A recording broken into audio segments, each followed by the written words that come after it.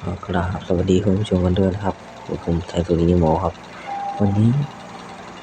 ผมจะให้เลือกครับว่าคาถาในเกมนี้อันไหนดีสุดในเกมคอมเมนต์มาได้ดูคุณจะเลือกแบบไหนดีเอา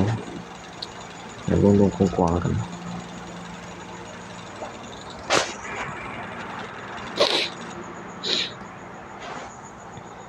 ท่านี้ก็ประมาณ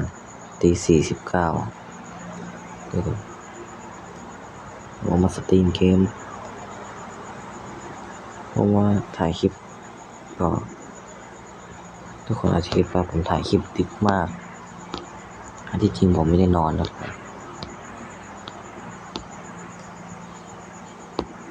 มีกว้างของโลกมาก่อนอื่นเอาตัว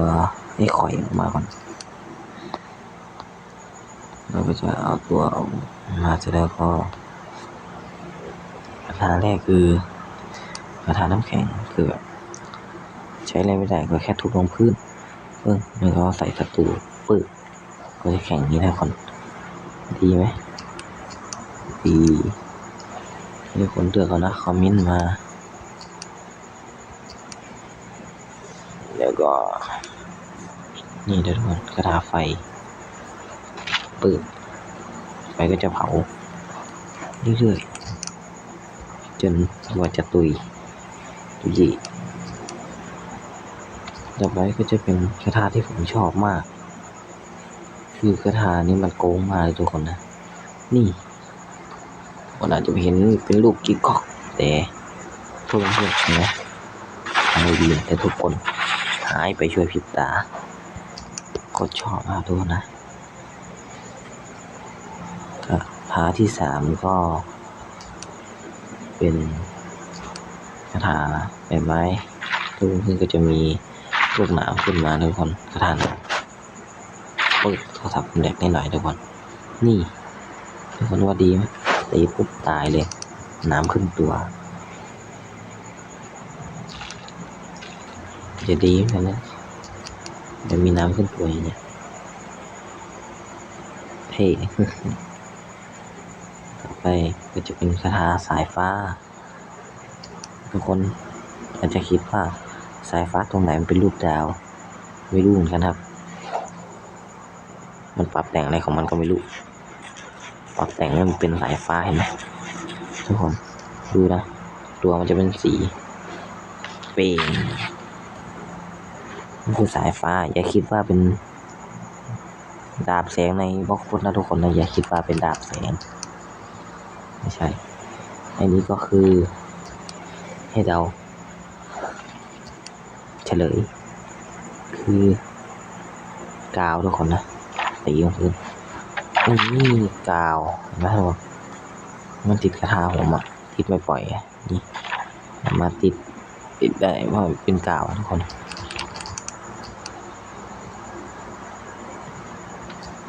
ต่อไปกาวไปแล้วลูกโป่งนะทุกคนลูกโป่งจะโกงนิดก็โกงกันแหละแค่ตบปุ๊บก็แตกเลยแต่ถ้าเป็นอย่างเช่นอาวุธอันนี้โหดทุกคนคิดว่าไหนดูนะแตก2อันเลย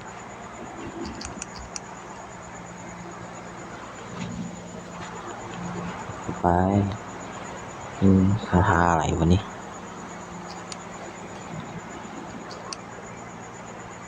จำชื่อไม่ได้ทุกคน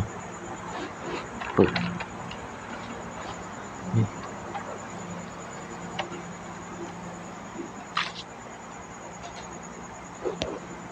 จัดได้ทุกคนนี่มันน้ำมันหล่อลื่นนี่ป่านี่น้ำมันนี่หล่อลื่นสุดเลยมันนะต่อไปคือคาถาอะไรทุกคน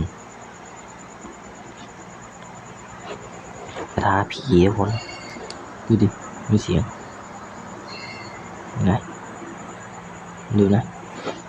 ปึ้งมันจะมีผีลอยออกมาอย่างเงี้ยเห็นไหมเอาใหม่ทุกคนจะมองเห็นไม่ชัด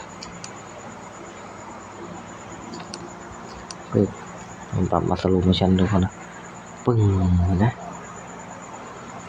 ดูเป็นผีไหมทุกคนมามันมีอันหนึ่งที่ว่าสามารถแบบให้คนอื่นทำเราไม่ได้แบบนี่ทุกคนมาแล้วนี่ทุกคนดูไว้มันจะเข้าล่างปึ้งตาสีขาวทีนี้ตัวมันจะชักกระตุกทุกคนเห็นไหมตัวมันจะชักกระตุก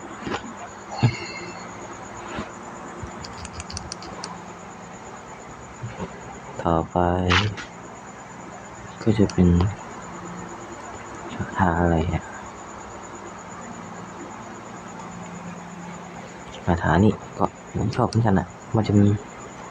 คล้ายในการ์ตูนวันพีซอ่ะมันจะมีมืองอกออกมาจากตัวร่างกายที่โรบินมีคนใช้ทุกคนเห็นไหมโอ้ยทุกคนอาจจะน่ากลัวนิดหน่อยมีมือมีตีนมีเท้าย่อยืดออกมาขนาดนี้เฮ้ยอันนี้ผมก็ชอบเหมือนกันทุกคนแบบมันมีแต่อันตัวโกงนะทุกคนอันนี้ปึ๊กดูตัวลายเรื่อยๆทุกคนนะแล้วเนี่ยแต่ลายแค่ผิวหนังนะทุกคนผมจะใส่อีกรอบนึงมันลายทางกระดูกเลยลายโค้งเกิน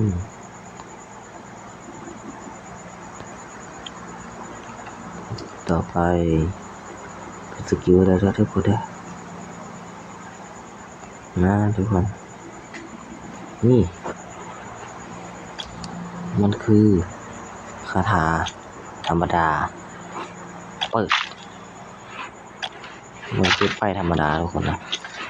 โอเคมันทุกอย่างคาถาทุกอย่างนี่สามารถทำลายมันไม่ได้นะทุกคนดูคาถานี้นี่คาถาผีนะทุกคนนะแต่เนี่ยตีเท่าไรก็ไม่แตกสักทีทุกคนนะดูคาถานี้นะคาถานี้สามารถตีคาถาทุกคาถาหายได้ในพริบตาตีได้ทุกคนตีได้แค่คาถาเดียวส่วนคาถาอื่นเนี่ยเกมหมดแล้ว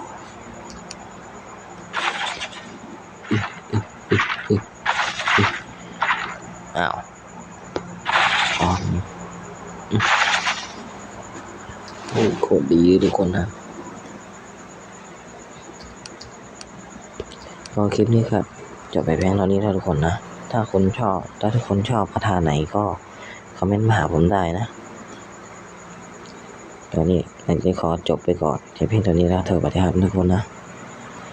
อย่าลืมกดไลค์กดซับสไครต์อย่าลืมกดไลค์กดซับสไครต์ให้ผมด้วยนะแล้วลืมกดติดตามเพื่อไม่พลาดคลิป